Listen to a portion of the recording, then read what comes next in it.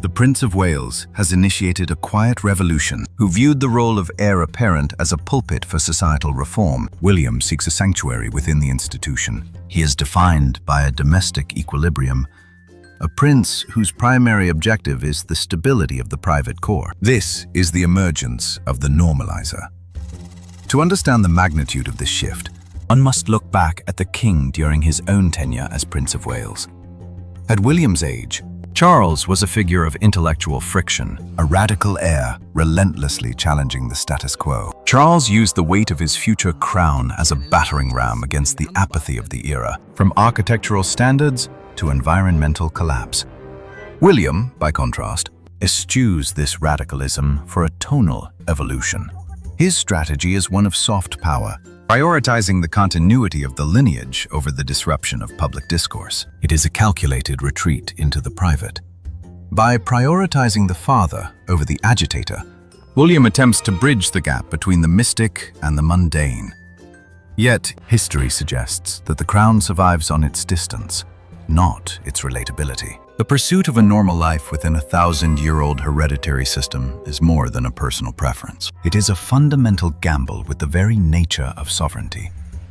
Duty has found a new, quieter expression. Robert Hardman identifies a profound methodological schism within the palace walls. We are witnessing the transition from the monarch philosopher to the monarch strategist. King Charles remains a product of the mid-century intellectual tradition. He is a polymath who views governance through the prism of exhaustive scholarship and the weight of the archive. For the king, the red box is a dialogue with the state, a landscape of multi-page memorandums and dense, handwritten marginalia. He seeks the historical root of systemic decay. Prince William operates within a different cognitive architecture. He has discarded the sprawling narratives of his father for the surgical precision of the modern executive. His intelligence is filtered through the clinical efficiency of the digital briefing. It is a transition from deep immersion to the economy of the executive summary. This represents the total professionalization of the heir's office. Charles sought to challenge the world's conscience through dense philosophical rhetoric.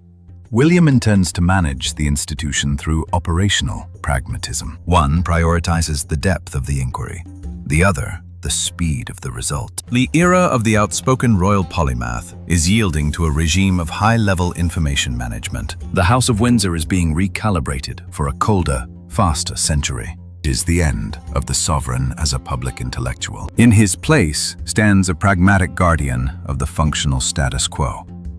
At 42, the internal trajectory of the heir has fundamentally inverted. In 1984, Prince Charles acted as an institutional insurgent. His condemnation of the National Gallery's extension as a monstrous carbuncle was a declaration of intellectual war against the aesthetic status quo. He presided over an expansive machinery of 500 patronages. Each served as a laboratory for his particular brand of restless, high-frequency interference. Prince William has entered his 5th decade with a doctrine of severe operational reduction. He has replaced his father's maximalist influence with a philosophy of distillation. The Homewards Initiative is the cornerstone of this new architecture. It signals a tactical retreat from the broad spectrum of royal visibility into a singular, high-impact focus on systemic homelessness. This is a surgical strike on a specific social ailment, replacing the sprawling empire of causes with clinical precision. By narrowing the institution's footprint, William is intentionally making the crown a smaller, less visible target. The palace apparatus is currently undergoing a structural metamorphosis. The machine is being rewired for a leader who does not wish to reform the world's aesthetics, but rather to act as a silent, efficient moderator of its internal mechanics. The weight of the crown is shifting. It is descending from the intellectual heights to the practical ground. History obeys the inexorable law of the pendulum. Within the House of Windsor, every era of radical intellectual expansion is met with a period of rigorous consolidation. This is the fundamental mechanism of institutional survival. In the Prince of Wales, we witness the resurgence of the George VI archetype. He is a figure defined by a silent, steel-like commitment to duty over the performative brilliance of the orator. Like his great-grandfather, recognizes that the endurance of the dynasty depends on its ability to become an anchor rather than a catalyst. This transition mirrors the historic pivot from Edward VII to George V.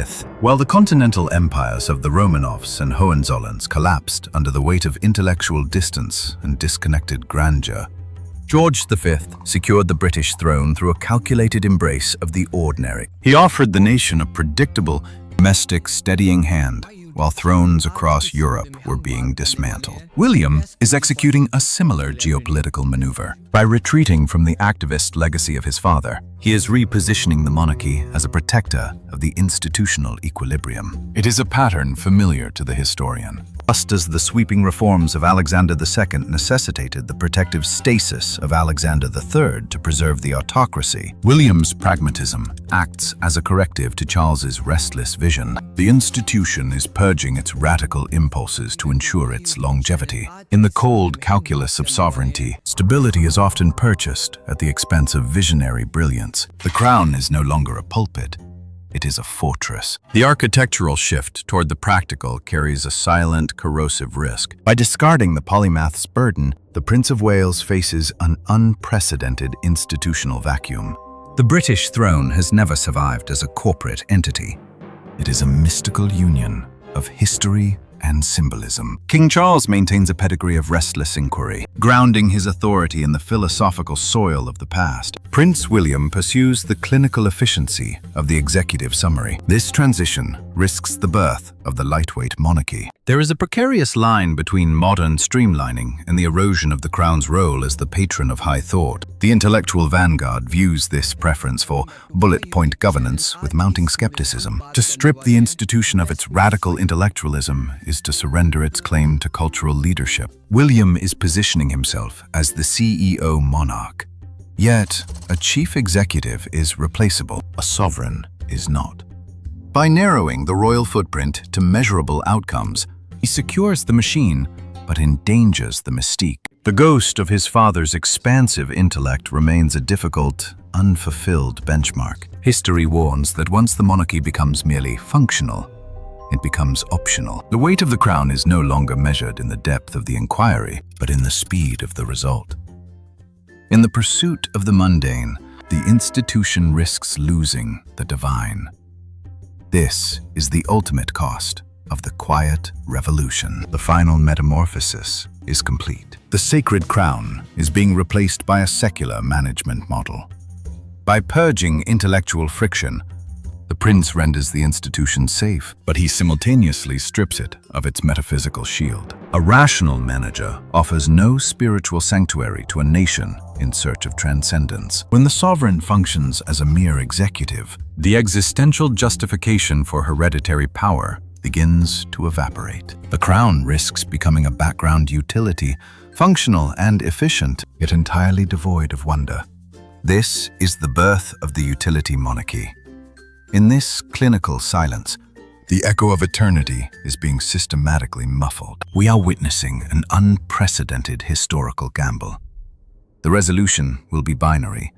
This simplification will either anchor the dynasty in the modern age or accelerate its transmutation into a hollow vessel. History confirms that a throne built solely on operational excellence cannot withstand a century that starves for meaning. The weight of the crown is no longer a burden of the spirit, but a task of the ledger. The ancient covenant between the monarch and the divine is being rewritten as a contract between the executive and the public. The mystical union is being traded for a corporate merger. The price of survival may be the very essence of the thing survived. Share your perspective on this institutional shift in the comments below. To join our ongoing investigation into the evolution of power, ensure you are subscribed to this archive.